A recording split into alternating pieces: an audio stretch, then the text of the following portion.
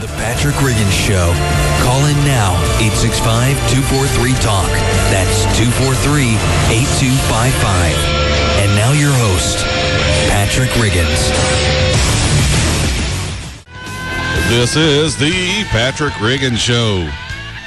If listening to that opening music doesn't get you up and going, I don't know what would. You are here on the train of freedom and liberty, speeding straight and true along the tracks of the original American Constitution, a path that, when followed, leads directly towards a more fulfilling life than you could ever have imagined. I am your engineer, pushing the accelerator throttle forward to the stops. Yeah, the engine driving this train is none other than the radio station. I think I can. We know we can. Yeah, the engine driving this train is none other than the radio station built for this type of travel. It's 100.3 WNOX.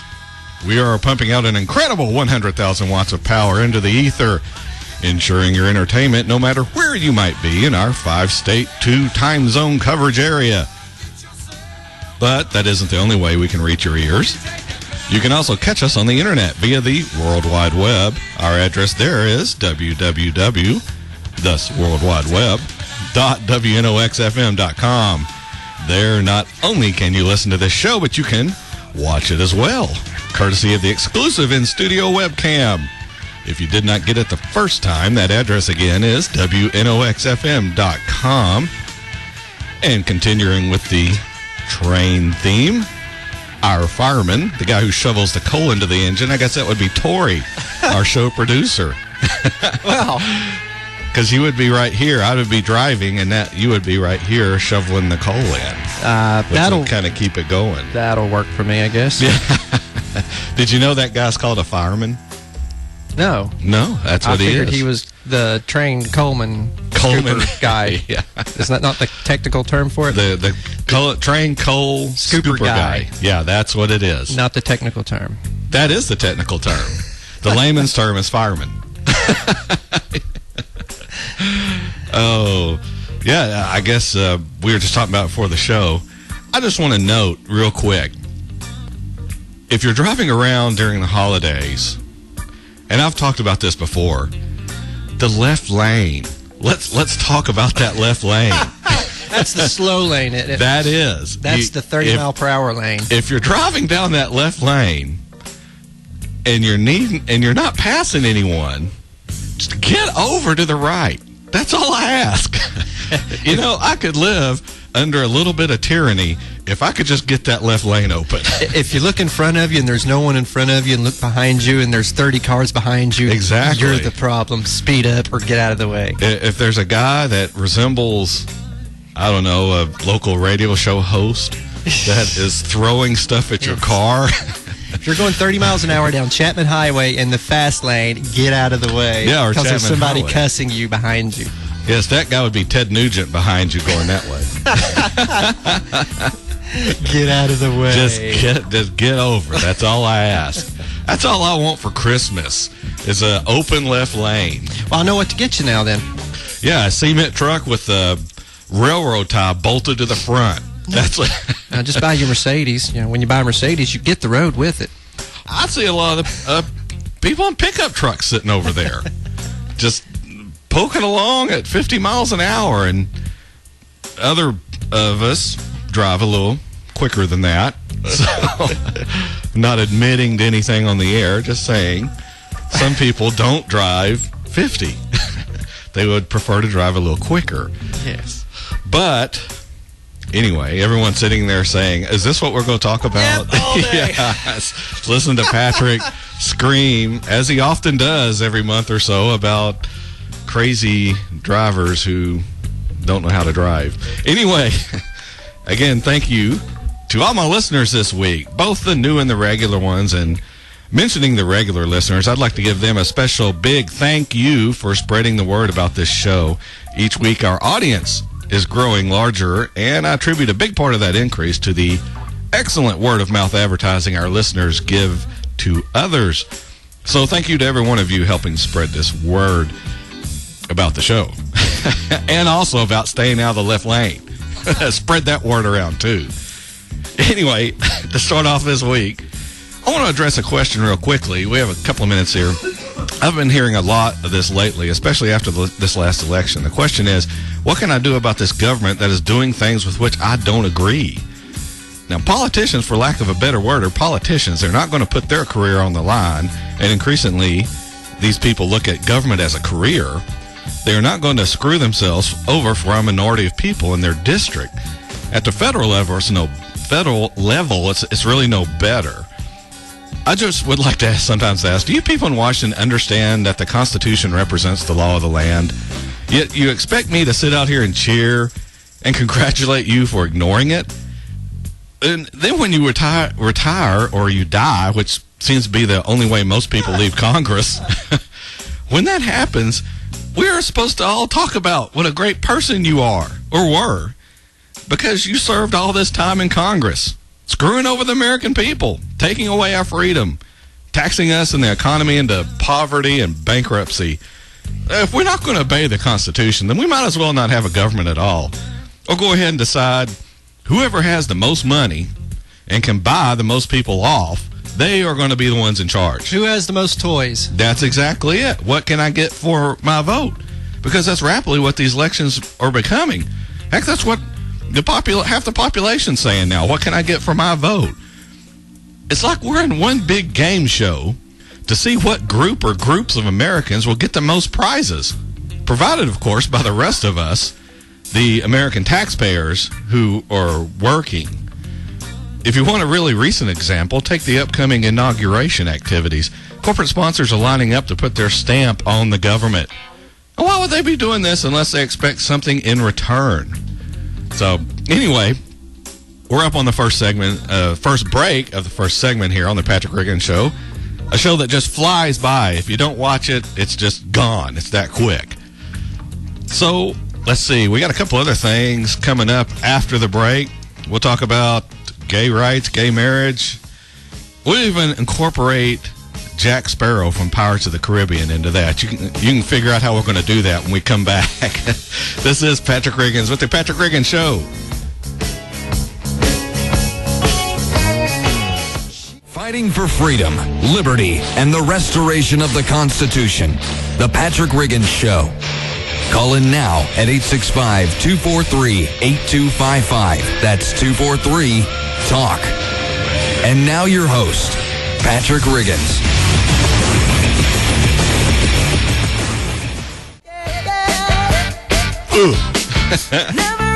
This is Patrick Riggins with the, can you guess, the Patrick Riggins Show. I couldn't guess. You'd never guess that. You think if you heard this show and you'd heard it before, you would think the name of the show is the greatest radio show that's ever been on the radio. But it's not. It's the Patrick Riggins Show.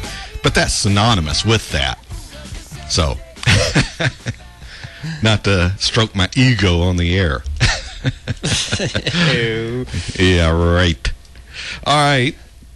What I want to get into this segment, which, if you've listened to this show, we've kind of been chronicling the ongoing storyline of the Republicans of why we lost, or why they lost, actually.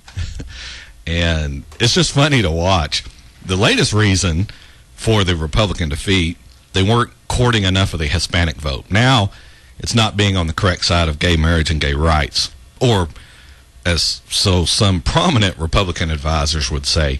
You know, I think these guys and gals work to come up with these reasons in order to sell the Republican Party more of their advisory services. See, here's the problem, and guess what? I'm the only one that can help you fix it.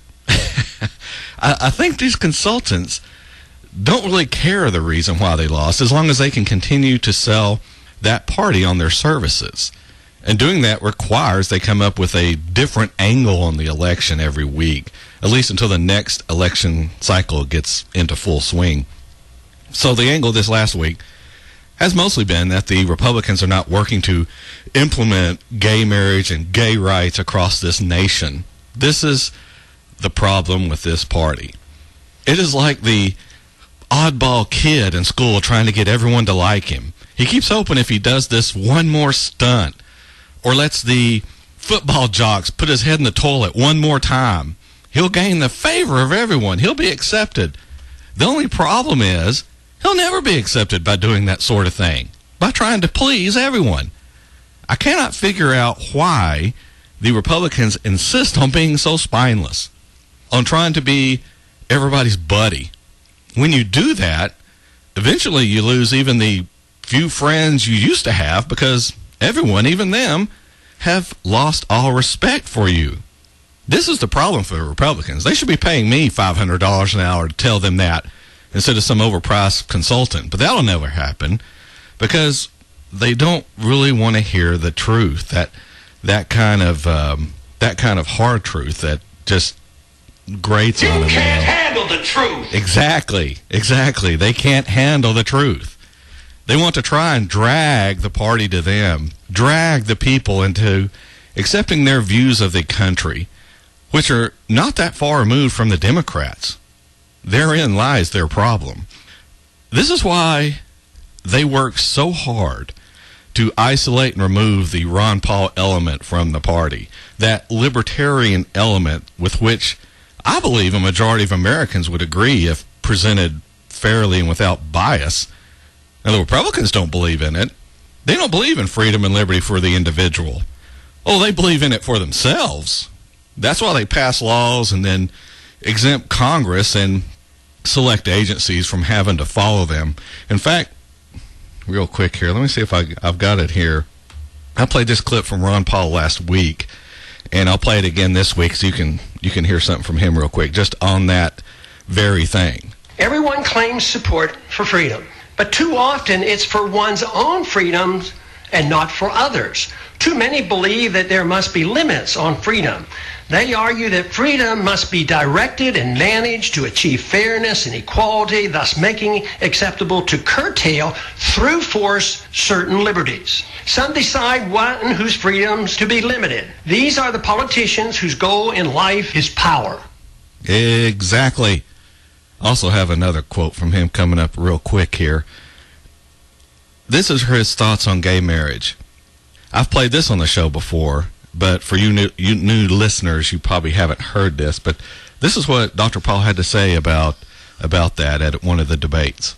I think the government should just be out of it. I think it should be done by the church or private contract, and we shouldn't have this argument. Who's married and who isn't married? I have my standards, but I shouldn't have to impose my standards on others. Others have standards, and they have no right to impose their marriage standards on me. And I just don't like it. But if we want to have something to say about marriage, it should be at the state level and not at the federal government. Just get the government out of it. It's one area where it's totally unnecessary, and they've caused more trouble than necessary. There you go. Government should not be in marriage, period. I don't know how much more plain you can put that. The only problem is Republican consultants don't believe that message will fly, so they try and modify it for consumption by the electorate. Again, trying to bend to what they think is the will of the masses. But by the time the masses hear the message, it is so muddled that no one can really make heads or tails of it. That's why this radio show is different and becoming more popular all the time, because it is consistent. I consistently stick to the principles of liberty, even if it leads to people disagreeing with me on some things. I believe if we have to pick between leaning towards more liberty or leaning towards more tyranny, we simply must lean towards more liberty. It is the only way our country can survive long term. It is the only way to demonstrate respect for adults making decisions for themselves. Here's where I addressed that just this last week. One of the biggest problems you are going to have in trying to correct your deficiencies in thinking about freedom and liberty is other people's freedom and liberty. You are going to have to remain vigilant in making sure you're not trying to impose your morals on others through law. Unfortunately, this is one of the big problems. Too many people want to tell others what to do, how to live. One of the biggest steps you can make towards becoming more free is allowing others to be free as well. Allowing other adults to make decisions you see as detrimental in their lives. These decisions may in fact be detrimental, or they may not be. But either way, you have to allow them to make those decisions for themselves. Now, you can offer advice. You can give your opinion. I do it on this show every week. But what you cannot do is impose your advice or opinions. That is where you cross the line. Now, what you may say, Patrick, they don't realize what they are doing, how they're hurting themselves. Hey, I understand that completely. But sometimes people have to trip and fall to learn things. And yes, sometimes people learn lessons too late. They end up killing themselves through their mistakes. This all goes back to the whole gay marriage, gay rights debate within the Republican Party. It should not be up for debate because government should not be involved. There should be no recognition of marriage by government. Many conservatives, commentators, pundits, politicians, consultants, they all say we need to get back to the way it was. Well, that's the way it was. Back in the olden days, you didn't have to tell the government who you were marrying or get its permission in the form of a marriage license. You just got married. What does it matter to the state who I marry? One argument used is that the IRS gives special consideration and tax status to married couples. Those that are married agree, saying it is unfair to tax them as two people when they are one household. But they are two people. Government should be treating everyone the same. If you're married and argue that you should get special consideration as far as taxes are concerned, then argue others should not because of their societal status, then you're being hypocritical. And that goes against what we talk about on this show.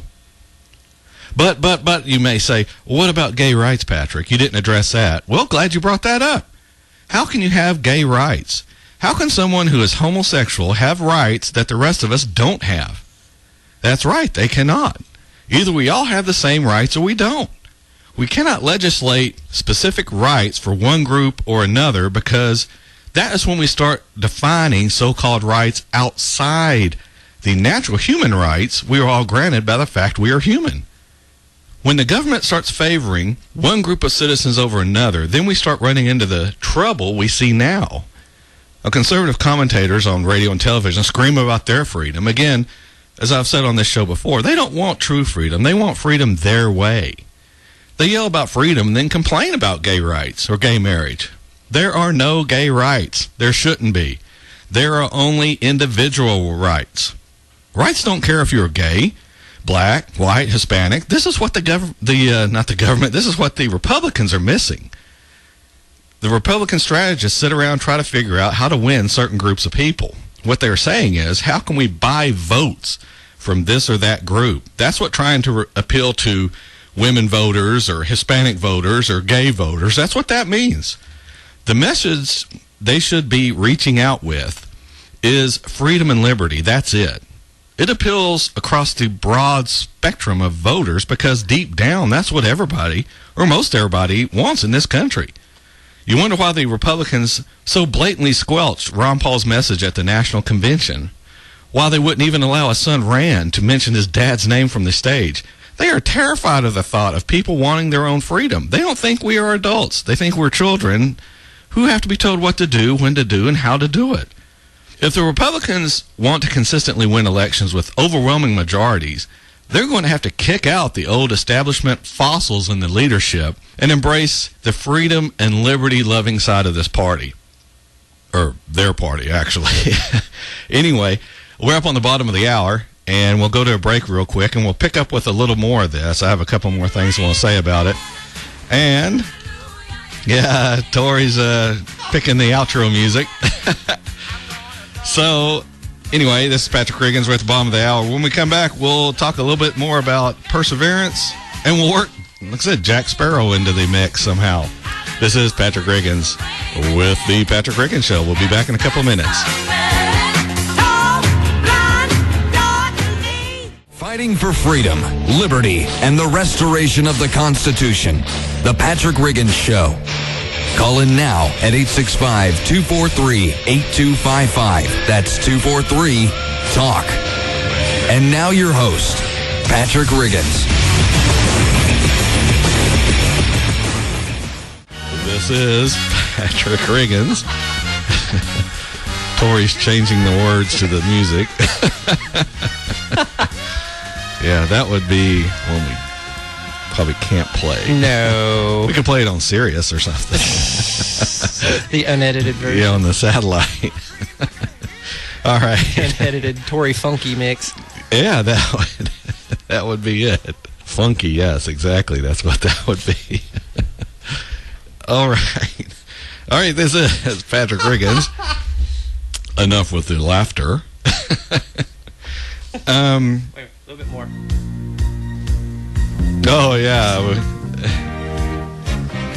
Tori's fulfilling requests. Yeah, if you got a request, call up right now. Call up at 865-243-TALK. No, do we'll get not. your request right on the radio right now. Come on, call us up. Yeah. Ignore Tori. Ignore the man behind the curtain. Okay, go ahead. Yeah, we're going to have your show. Yeah, we're turning into the Tory Music Hour. All right. When we left off, I remember where we were. Don't worry. When we left off, we were talking about blood, sweat, and tears. No. We were talking about, what were we talking? Oh, gay marriage. Yes, of course, and gay rights. I got it in my notes right here. So, anyway, we're talking about, boy, this show is just kind of deviating, rolling off the tracks a little. Now everybody's they're starting to reach over and push that button on the radio. Don't hit it. We're getting the show going. Anyway, talking about gay rights, gay marriage. Changes are coming, is all I can say. I think people who are getting tired of what the Republicans are doing are starting to flock to the Libertarian Party. They just don't know it yet. Then we'll see the true colors of the Republicans when half of them end up in the Democrat Party. They're a true home to begin with. Then we'll start see a realigning of the Republican Party, and who knows, maybe even combining large elements of the Libertarian Party. The key, of course, for the Libertarians, which we don't have a problem with, but the key for the Republicans is a consistency of message. And more importantly, what we kind of stand for, consistency in the rule of law. Law should be consistent across the board. Either we are all held to the same standard and survive as a free country, or we all aren't and continue down the road to tyranny. Only tyranny can exist when different groups of people are lobbying the government for privileged treatment. As I noted at the start of this show, we are seeing what happens when we unevenly enforce laws. We have government for sale to the highest bidder. Because if I can buy off the government, then I can get myself exempted from a law or regulation, which in most cases carries the force of law. So if I can pressure Congress in the same way, make them recognize gay rights as something more than what other citizens receive, then I can get special treatment for one class of citizens over another, something that used to be distinctly un-American, but unfortunately is becoming more and more common. But what if, you may say, what if I get fired for being gay? Well, so what? You worked at that company. You know what goes on. Now use what you've learned and start your own company. Work hard and put that company that fired you out of business. Even better, when it goes out of business, hire your former boss. If you're the vindictive type, hire him and then fire him after 2 weeks, or her. If we are free, the government cannot say whether you can or cannot. To be honest, though, the route to really getting that old boss back would be to hire him or her and then treat them just like all your other employees. By doing so, you'll be demonstrating you're so much better than they are. And that internal embarrassment, the type you cultivate by returning good for bad, nothing will make a person feel worse and usually make them change their way of thinking. So you will help turn an individual's attitude around. Of course, if that doesn't work, then fire them. The point is, we used to have freedom in this country. Now, what did that mean? I've talked about it before, but it means the freedom to do whatever I want as long as I'm not infringing on your freedom. Simple as that. If I want to recognize and provide same-sex spouse support in my company, then I can. If I choose not to, I can do that as well. It's none of the government's business. If you don't want to shop with me due to my policies, that is your freedom. If I end up going out of business because of my freedoms or because of my beliefs and practices, oh well, that's life. But if I do well because of them, then you can't condemn what I'm doing. You can condemn what I'm doing, but you cannot legislate me out of business. Then you are infringing on my right to operate as I wish. You are infringing on my freedom to be a bigot, a homophobe, whatever I want, whichever path I choose. The customer can vote their acceptance, or they may not care one way or the other, but everyone lives in freedom. The problem comes when people try to force their ideas and values onto others through government, through law. This is what I meant when I said in the last segment, the major stumbling block to your freedom is accepting other people's freedom. Your freedom to act and live as you wish while allowing others to do the same. This is the essence of libertarian thinking. For those of you tuning into the show for the first time, you're probably hearing things you agree with but didn't know libertarians supported. You probably thought we're all a bunch of dope-smoking legalization conspiracy kooks. Well, welcome to reality. Libertarianism is probably closer to original American thinking than any other party in this country today, despite what the two major parties would have you believe. I think most Americans want freedom. They want to be left alone. They just cannot bring themselves to rally around the Libertarian Party yet. What it's going to take, I don't know. I do believe we need to continue to spread the message far and wide. One of the ways I try to do this is through this radio show, and I hope you, the listening audience, appreciate it and tell others what you hear here each Sunday. And feel free to tell me, too.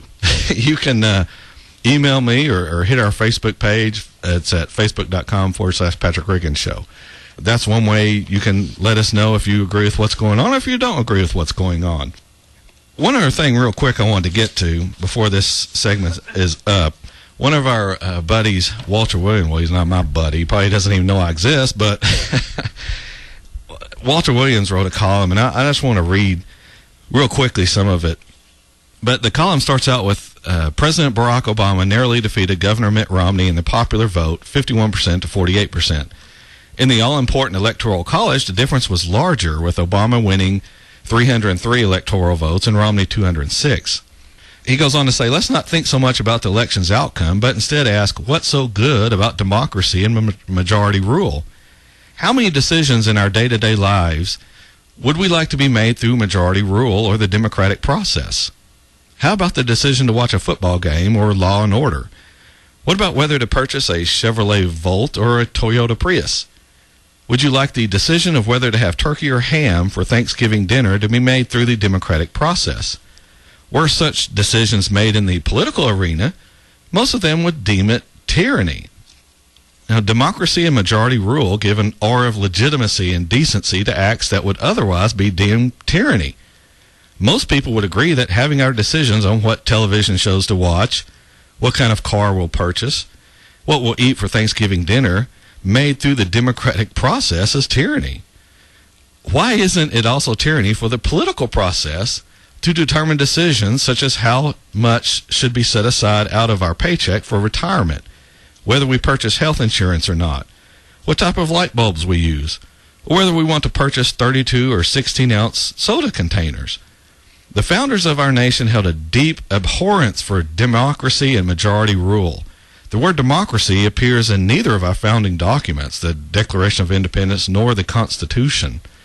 Now, James Madison had written, measures are too often decided, not according to the rules of justice and the rights of the minor party, but by superior force of an interested and overbearing majority.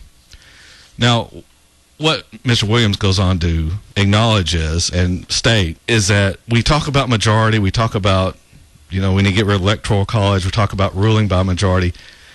That is not what this country was set up to be. It's set up as a republic to guard against that sort of thing. And when you make decisions that way, politics enters in too much, and we start having what I just talked about, different groups lobbying government to get their special little presents and packages from the government. Anyway, we're up on the last break here on the Patrick Riggins Show. Oh, yeah, there's Tori with the Philadelphia Freedom. When we come back... Playing only the hits. Yeah. On WNOX. Call him during Spanky Show.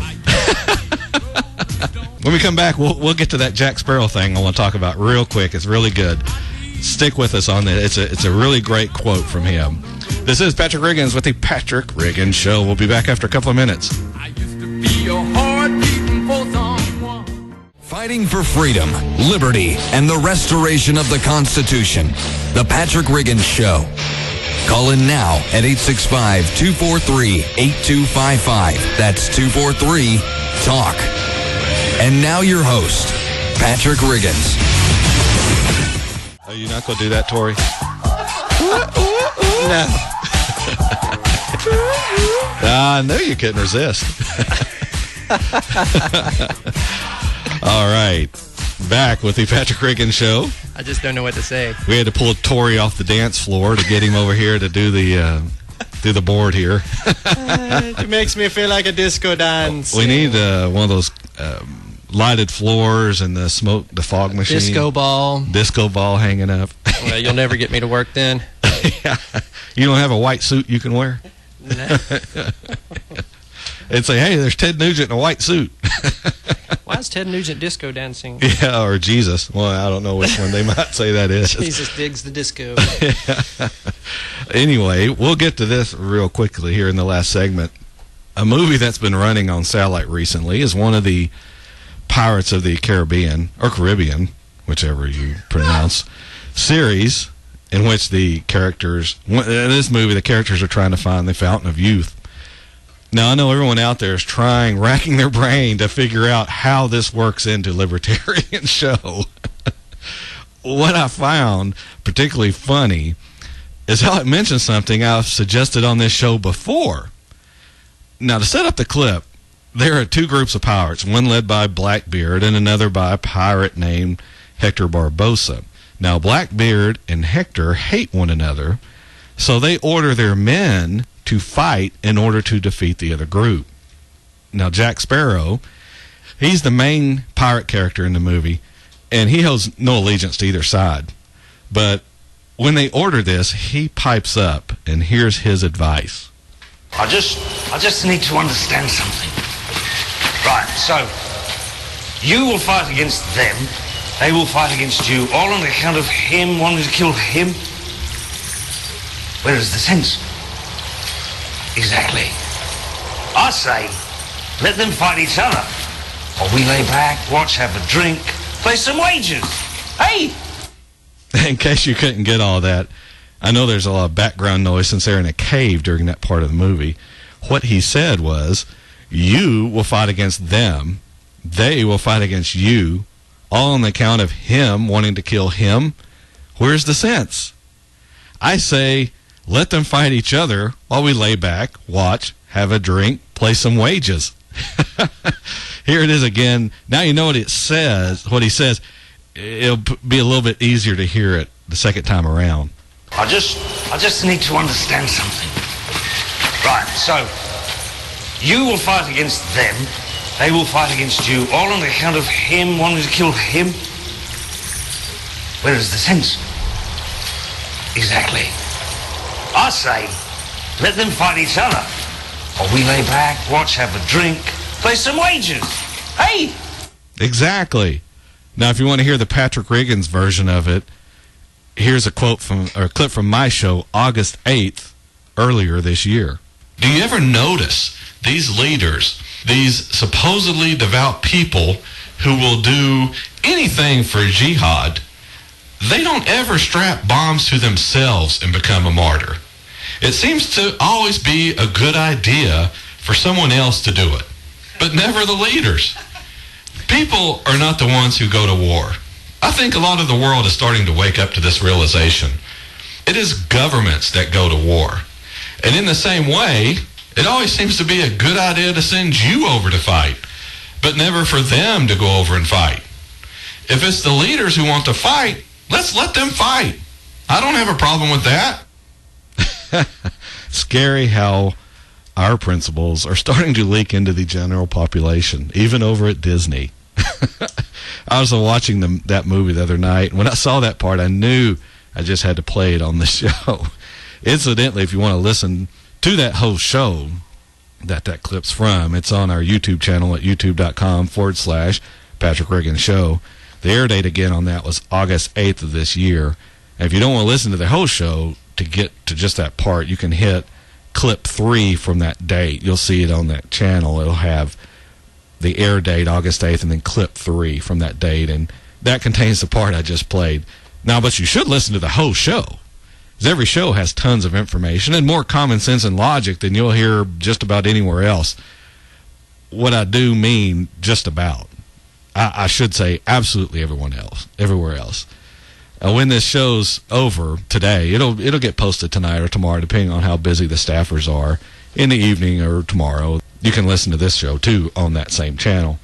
Real quickly, here at the end of the show, I ran across this week, and I probably listeners of the show have been keeping up with this, that Colorado and Washington legalized marijuana in their respective states. Yeah, Tory's cheering his... not that Tory's doing that, I'm just saying... He agrees with freedom. Support the freedom of choice. Exactly. As Ron Paul said, tolerance doesn't mean acceptance.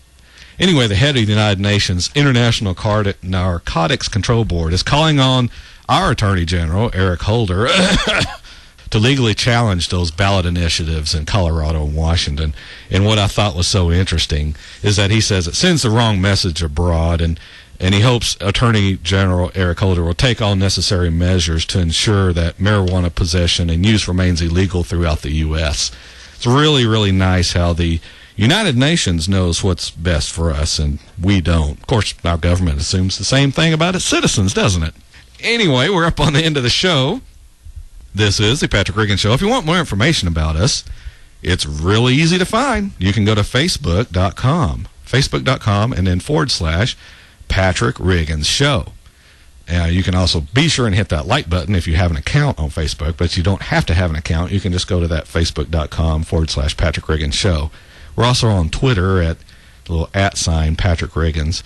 And as I just previously mentioned, you can go to our YouTube channel at youtube.com and then /Patrick Riggins Show. And that has all the old shows as well as this show probably tonight or tomorrow. You can also reach us good old-fashioned email, patrickriggins@gmail.com, and really old-fashioned U.S. mail. Just send it care of the station here on Kingston Pike. Join me next Sunday afternoon where once again we'll talk about freedom, liberty, and the restoration of the Constitution. This is Patrick Riggins. We'll see you next Sunday afternoon at 2 p.m. Have a great week.